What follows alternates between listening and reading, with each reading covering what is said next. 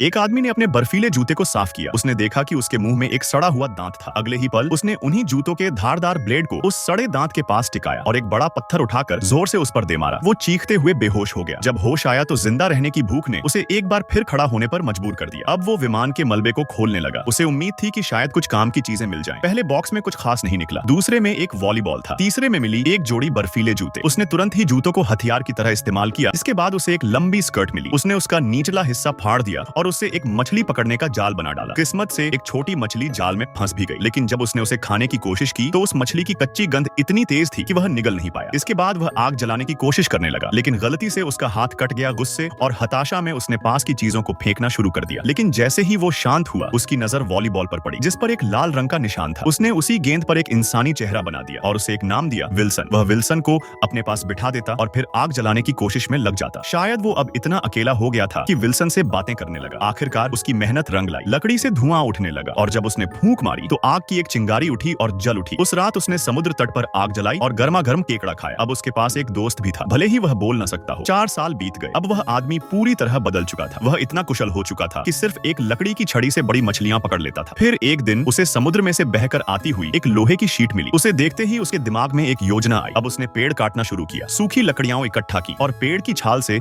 रस्सियां बनाई। यहाँ तक कि पुराने वीडियो टेप को भी उसने फाड़कर उनसे और लंबी रस्सियां बना डाली, लेकिन फिर भी रस्सी कम पड़ रही थी। अब उसने विल्सन की ओर देखा, जैसे अपने किसी पुराने दोस्त से बहस कर रहा हो। आखिर में उसने पहाड़ की चोटी पर चढ़ाई की और वहां से वह रस्सी उतार ली, जिससे वो पहले कभी आत्महत्या करने वाला था। जाने से पहले उसने विल्सन को अच्छे से सजाया, पत्थरों की दीवार पर एक अलविदा संदेश उकेरा और फिर विल्सन को नाव के सामने बांध दिया। उसने उस एकमात्र पार्सल को भी साथ रखा जिसे उसने आज तक कभी खोला नहीं था। अब वह समुद्र की ओर निकल पड़ा।